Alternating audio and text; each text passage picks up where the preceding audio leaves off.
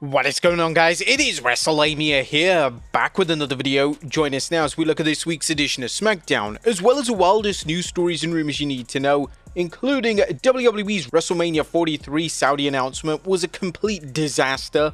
WWE has really sold out. Double title Dom. Xavier Woods shows off graphic surgery. WWE announces a new performance center. Brock Lesnar has an embarrassing malfunction, and much more. Be sure to subscribe and hit that notification bell for daily wrestling videos, and follow us on Facebook for exclusive lists.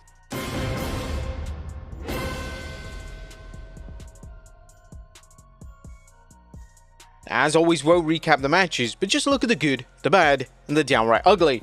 As always, we start off with the good, as number 1, solid Stratton and Cargill match. Last night's Tiffany Stratton vs Jade Cargill match was another reminder that WWE had made the right call by putting the WWE Women's Championship on Tiffany Stratton. While Cargill is slowly improving in singles competition, Stratton helped Cargill look like a true contender, resulting in an exciting match that really added some much needed life into the title picture.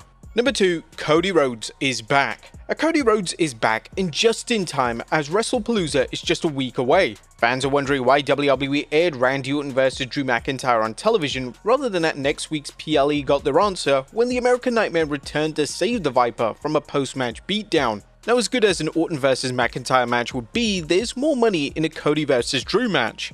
Next up, Randy vs Drew Demolition Derby. Randy Orton vs Drew McIntyre was the wrestling equivalent of a demolition derby, as both superstars did their best to wreck each other, with McIntyre ultimately edging out the win. This was a PLE caliber match, another example of how WWE has so much talent on the roster right now that it can headline TV shows with matches that could headline a PLE. Number 4, solid WrestlePalooza build. WWE isn't really holding back in promoting WrestlePalooza as a must-see show, as seen by this week's Raw and SmackDown. A rumor has it that WWE wants to make WrestlePalooza an annual event and a show on par with WrestleMania and SummerSlam, and so far they've created a lineup on par with its two biggest shows. And the Sami Zayn Open US Challenge off to a good start. Sami Zayn's United States Championship Open Challenge is off to a strong start, with last week's defense against John Cena kicking things off with a huge bang. Now, this momentum continued as Zayn gave Rey Fenix a shot at the belt this week. If WWE continues things this way, the US title could become a workhorse title again, giving fans another reason to tune into SmackDown. But that was the good. What about the bad? It's number 1, Lesnar phones it in. Brock Lesnar's performance last night was a reminder of the two faces of Brock Lesnar. When he's motivated, such as his programs with Bobby Lashley and Cody Rhodes, he can be amazing. However, when he's indifferent, which has been the case ever since his SummerSlam return, there's no denying that he's going through the motions and collecting an easy payday. So far, Brock's program with Cena has been lackluster, which kinda has us dreading what his match against Cena will be like. Oh yeah, and what about that storyline arc where Nick Aldis had something to say to Cena about Lesnar? Somehow they've just forgotten about that altogether and just said a match. We're not even gonna know what Nick said unless it's maybe addressed next week. Number 3 is Nia Jax the best SmackDown can do. Now, is Nia Jax the best WWE can do to shake things up between Tiffany Stratton and Jade Cargill? Unfortunately, they failed to elevate any undercard talent, and many of its top stars are dealing with injuries. Whilst this is an excuse, it doesn't let WWE off the hook, as the promotion's continued failure to elevate talent, whether it's current talent or superstars brought up from NXT, has resulted in a very empty main event for the women's division. Number 4, Julia's bad booking continues. Now, while we're discussing the women's division, let's address the situation with Julia, a can't-miss Japanese superstar whose current run with the US Championship has done even less for her than it did for Zelina Vega.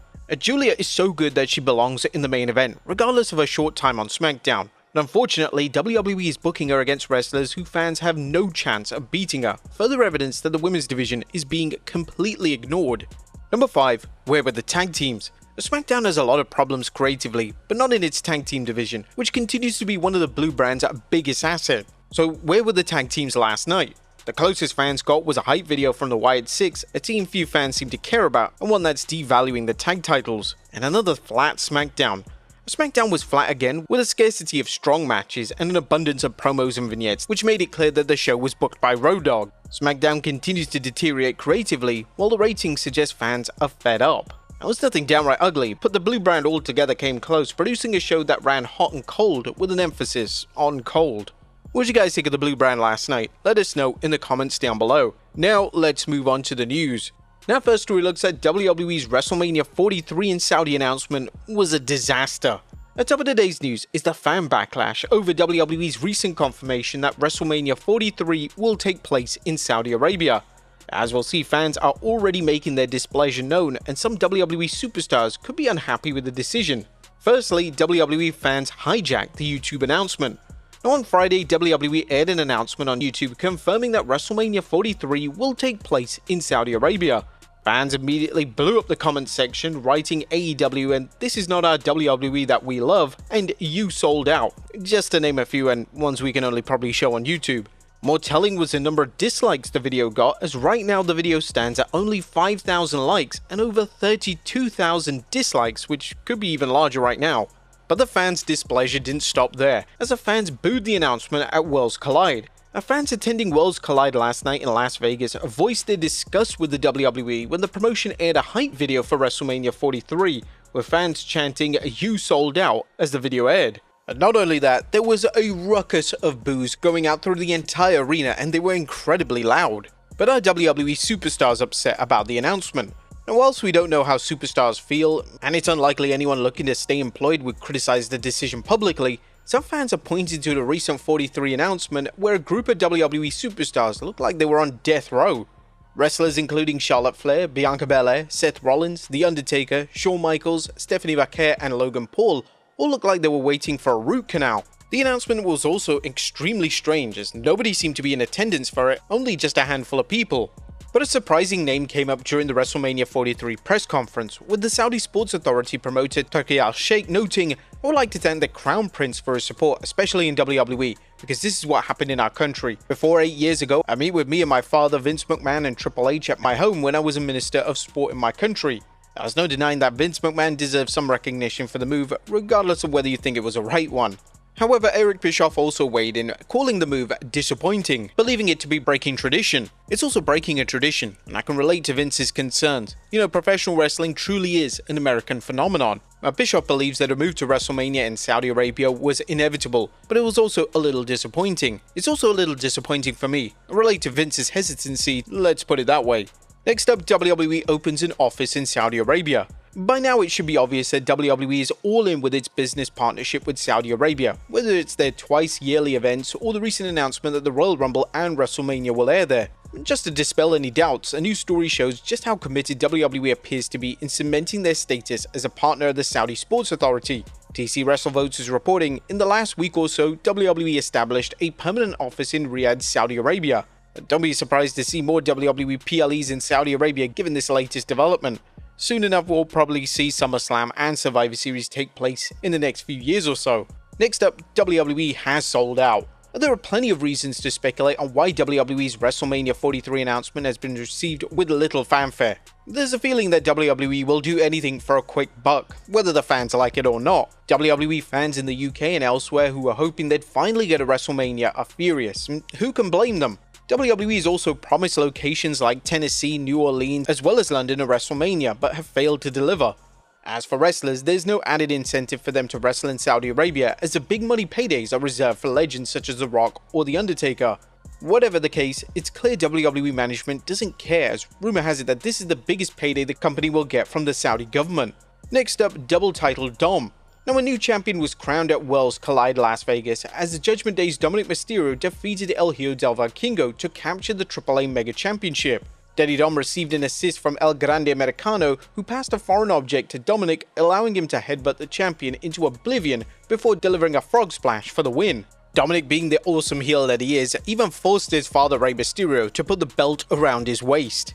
But did Dominik honor his father Rey Mysterio last night? While Daddy Dom's character would have never acknowledged his famous father Rey Mysterio as anything but a deadbeat dad, Dom quietly honored Papa Ray with the mask he used at WrestleMania 21, being very similar to the attire that he wore last night.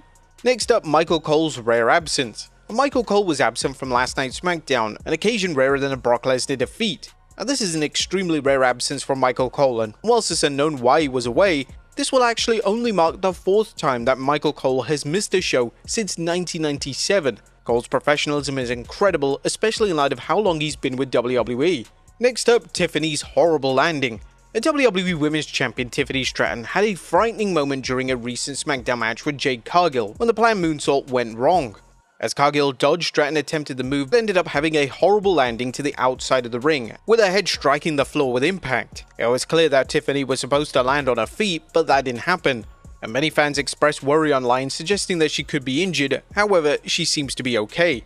Next up, Xavier Woods shows off graphic surgery.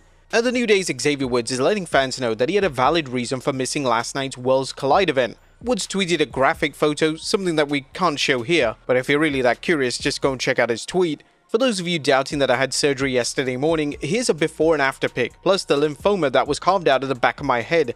Jokingly mentioned this was the result of Adam Pearce instructing Penta to injure me. Thanks, Penta. Now we are sending our best to Xavier for a speedy recovery. Next up, WWE announced a new performance center. There's big news concerning WWE's developmental system as Triple H dropped this bombshell during an appearance on the Nightcap with Unk and Ocho. It's in Orlando. We're in the process of building a new one now in Orlando. It'll even be bigger and better. And finally, Brock Lesnar has an embarrassing malfunction. Fans watching SmackDown got to see a little more of Brock Lesnar than they used to, as the Beast Incarnate's pants split right in half when he F5'd R-Truth, exposing his blue underwear. Now Lesnar is still a total pro, and he took everything in his stride, laughing as he gave the fans a look at his ripped jeans towards the crowd. Now this wouldn't actually be the first time that Brock Lesnar had an embarrassing malfunction in the ring. This is actually the second time, as Brock suffered a wardrobe malfunction in front of the live crowd in his match against Cody Rhodes at SummerSlam 2023, as fans got a little distracted when Brock performed his biggest moves, as his shorts started to rip. As the moves got bigger and the match went on, the rip became larger and larger, leading to quite the sight that we're not used to of the Beast Incarnate. But there you have it, folks. Our look at this week's edition of SmackDown, as well as the wildest news stories and rumors you need to know. Be sure to leave your comments down below, and I'll see you next time with some more wrestling content.